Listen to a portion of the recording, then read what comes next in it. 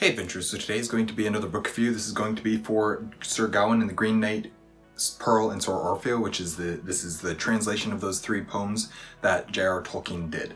And so yeah, let's get into this and look at my thoughts in regards to this. This is of course poetry and fantasy, and there's some other things that go into this for sure. There's some biblical imagery, some pulling from mythology and stuff like that. So definitely some fun themes that go into this, or inspirations, I guess. I don't know. Of course, Tolkien didn't write these. He just translated them from the anonymous poet that did write them. But yeah, let's get into this. This is a collection of 3 poems translated by J.R.R. Tolkien. Sir Gawain and the Green Knight is one that I have read several times, and in fact I've already reviewed the Tolkien translation of this poem several years ago back on the channel, and so I'll link that video and have you go watch that one if you want to know a little bit more in-depth thoughts on the story and Tolkien's translation and everything about that. But Pearl and Sir Orfeo are new to me. I have a great love for poetry, though I've not really read a ton of it actually. I love it and I really enjoy it and I have a great respect for it, but I haven't read nearly as much as I probably should because there's so much out there that I need to. I'm very much not well read in that genre, or in that medium, I guess. And I would actually really like to continue studying it and learning even how to write it a little bit, because what I've tried in the past, I've tried a couple of different times, a couple of different things, and they've always been very silly, very much nothing that I am even impressed with in myself. And so I would like to learn more, maybe do some practice and some study for myself of it at some point. Before I get into the rest of this review though, I'd just quickly like to say welcome to an Erudite adventure. I'm T. If you're liking what you're seeing from us, please like, comment, and subscribe. There's not a whole lot that I need to say about these in terms of analyzing the stories or anything, especially regarding Sir Gawain and the Green Knight, because I've done that a little bit and I am not qualified to do that for any of them, especially. Pearl and Sir Orfeo, I do have a few more thoughts on, and again, I'm going to mention my previous review of Sir Gawain because that's going to go into my thoughts more in depth than this review will here. Sir Gawain, as I've mentioned in other videos, is one of my favorite stories of all time, and as far as the Tolkien translation goes, I feel like it is not only an excellent translation, but also that Tolkien's style and voice lends itself incredibly well to the tale, to the Sir Gawain and the Green Knight tale. I feel like Tolkien's way with words and translation, he understands the world, he understands the language so well, but also just his personal, I can't think of the word that I really want to use here. It's not coming to mind and I'm not able to find it, but his personal style, his personal voice as an author really matches well with the tale of Sir Gawain and the Green Knight and what in the story that's being told in that story, in that tale. The richness and color that comes through Tolkien's writings adds to the greatness of the story and really makes it stand out from even some of the other translations of the Sir Gawain and the Green Knight that I have read. Pearl has a ton of biblical imagery, which I thought was interesting, and I enjoyed that aspect of it. The rhythm and meter of the poem was not really my favorite though.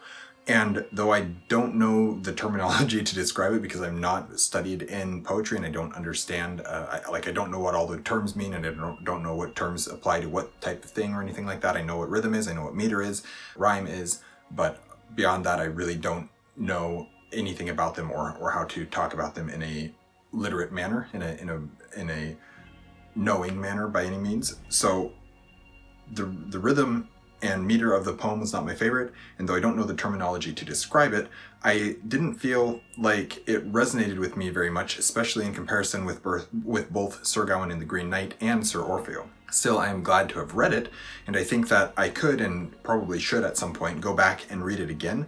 And I think I would learn more from that process, from the process of reading it again and rereading it and looking at it from a studying eye, with the perspective of I'm trying to learn from this more than just I'm reading it for the story that's contained therein, although that can also be beneficial as well.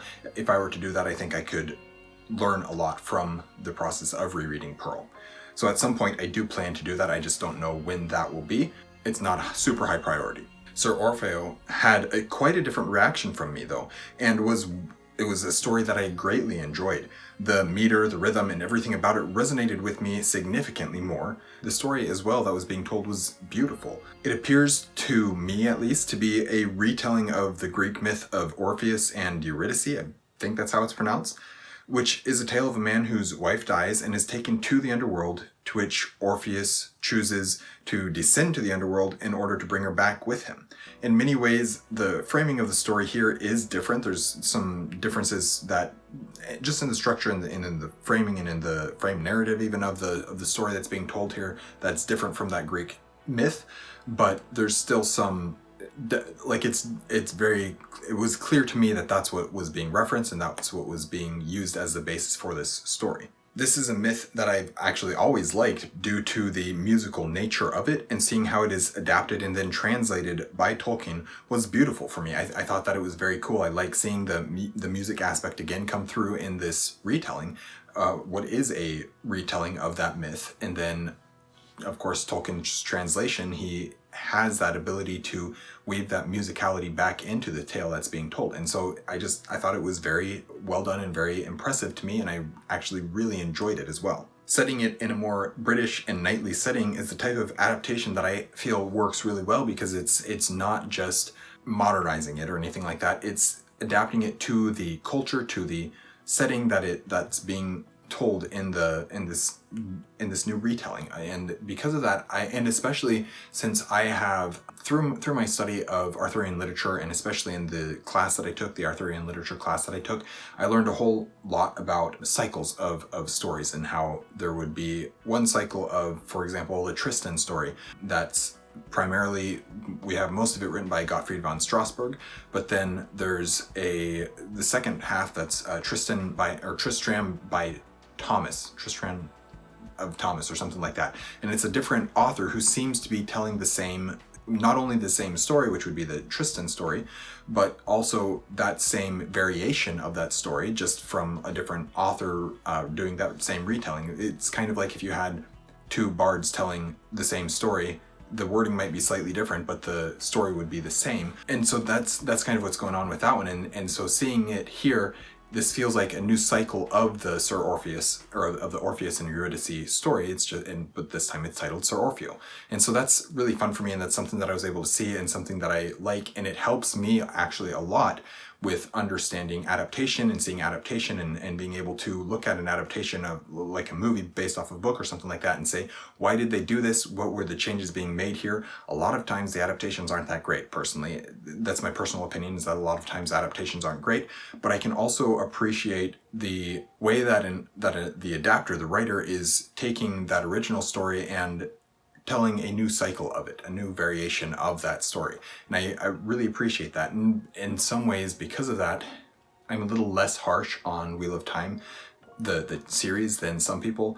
But I also just look at, well, I don't need to get into this. I didn't care for Wheel of Time. The books is not my favorite series of all time by any means. I enjoyed a lot of aspects about it, but it was not nearly as good as I expected it to be, was hoping it would be, was hearing that it was, and stuff like that. And then the series is just, I don't think is a good show at all. I think I watched season 2, I don't think I watched season 3.